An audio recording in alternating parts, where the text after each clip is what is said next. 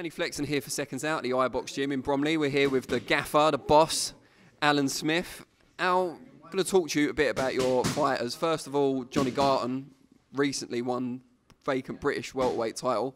Been in and around that level for a couple of years. I know you were desperate for him to finally make that next step, and he did so in great fashion, stopping Gary Kaporan.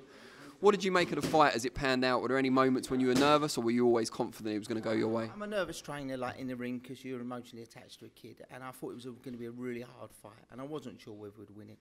Johnny Garton, you know, as an amateur, was very mediocre. So when he turned pro, we kicked him away from the door. At the time, Sam Webb was the British champion, Gal was finishing. So I didn't really think he had what it took, but he kept knocking on the door, and his aspirations would have been a southern area, you know, and he won that, then the English, then the IBF European, and then the British title may have been, I think, maybe a step too far, but it just proves that any kid that trains the hardest in the gym, first year, last out, and just proves anyone that wants it that much can do it. But I knew it was a hard fight, and I rate Gary. You know, he's fit and he's aggressive. Maybe too many hard fights, I don't know. But I thought it'd be really hard, and I thought if we were going to win it, it'd be late. But I favoured Gary, but you know, 60-40 fight. But when it got to round 8, I could see that that Gary had just tired slightly. Do you know what I mean? And I said to John, it's a 4-round fight now. And in round 9, I could see it different. I don't know whether, you know, Gary's had a lot of hard fights. He's been at a really good level. You know what I mean? And you know, I like Gary a lot, so massive respect for him. But for John to win it just proves, like Gary Walkham, that you can be not the greatest amateur, and if you train hard, you know, this kid just fulfilled his, you know, boyhood dream. I don't think he thought he'd be here when he first started 7 years ago. As a trainer, how does the feeling of him winning that British title compare? Because he's improved so much to some of your other big achievements with the guys in the gym. Probably John, he's probably topped it for me, and we've had 5 or 6 British champions over the years. But for John, who we didn't think he'd get there, hard working, come from a hard estate, never been in trouble. You know, I mean, you know, family kid, got a baby now, and always ran his mum. So for me, like, probably topped it for me. You know, like for me, it's like the icing on the cake as a trainer. It was a selfless decision, of course, for Bradley Skeet to give up the British title to allow those guys to fight for it. What's the next step for him, and what's the next step for John Garton? Well, he's going to pay his gym fees. That's the next step, because he's late paying. But no, for Brad, he didn't want to defend it, even if you'd give him the easiest opponent. It was just he'd won it outright, and Brad can be stubborn, and he wanted that from the beginning. So to give it up was. It was a little bit debate between us and the management thingy. I wanted him to give it up because I thought it was the right move, and John deserved his opportunity. If John didn't do it then, he would have never done it. So I think it was right. Brad had a win. He looked really good winning, and now he's back onto the trail. You know, he's got an intercontinental title next, and then he'll be straight back into European. He's 31. He's had no hard fights, so he's got quite a few years left. So for him, he wanted to do it for his mate, his gym friend, and then also he wanted it for his own career.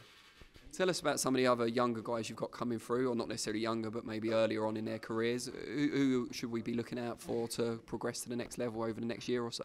I mean, we've got veterans in the gym now, as I call them. You know, you had Gary Walkham and Sam finishing their career, and Brad had started. So you need that changeover for someone to teach the other ones, you know, the tricks of the trade. So you've got, you know, Jake Petit, who's super gifted. You know, he's only young, so we're not going to rush him. He's out in November the 19th. On another Robin show, Ron Richards, who I've always spoken super highly of, you know, he's incredible talent, you know, and probably one of the most gifted, naturally gifted kids I work with. He does everything meticulously. Some people it's boring, but for me, I could watch him all day long. And you've got Kevin Ajago, the Irish middleweight, who's got bags of talent. But he's at the beginning, so he's had a hard induction. He's been here 6 weeks. He's back here tomorrow. He's rented a room above a pub. You know, a friend of ours, and you know, we've got a couple of days' work, and you know, he's learning the trade. He was a bit of a superstar in Ireland by all accounts, but now he's at the bottom of the food chain. And then you've got Johnny Coyle, who's only been with us a year, but you know, I've got a real special fondling for like John. I think he's such a hard trainer. You know, he's got a big fight coming up, hasn't he? He's got a big fight. I can't even say the kid's name. Ennis Brown. You know, they call him Riddy. Ennis Brown, Riddy. Yeah. Like, you know what? He's a nice kid. He's got a seriously awkward style. But Johnny Coyle for me is a little bit special. He's got everything, you know, to beat prize fighter, to beat Sam again when he did, and he's had a couple of good wins. Philip Bowles, who's now boxing for the Commonwealth title.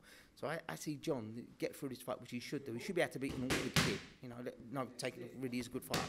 But John's a little bit different. So I think he does this. He'll move on quickly.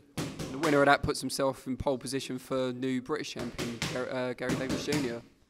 Yeah, definitely. I mean, I'll take one fight at a time, so I won't even look there. There's loads of options. There's Philip Bowes, there's other kids, and the European titles, and he's in a great division, and he's experienced for a young boy. I mean, 25, he's not old. He's had 21 fights, and he's been in good competition, so he's ready to move up. But opportunity, it's got to be there for him first.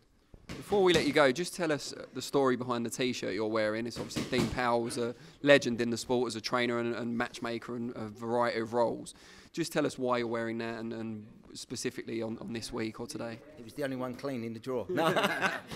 I would never. Dean'd like that if he's looking down, wouldn't he? Yeah, Dean a little bit. But apart from having the same haircut, Dean's like a mentor to me without really showing that he was. I knew Dean from the 90s when I was at the Beckett, and then I had Dean gave me my first ever fight of Brett James, who went on to win the Southern title. And Dean was always good to me, and then he managed Brad, and we had a fantastic relationship. And I think Dean would probably really fundamentally orchestrate what was good in the gym, outside the gym, nice kids, never to get in trouble.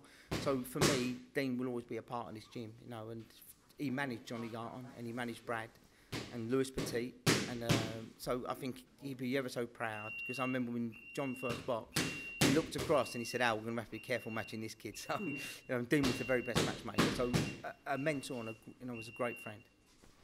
Thank you, Alan Smith.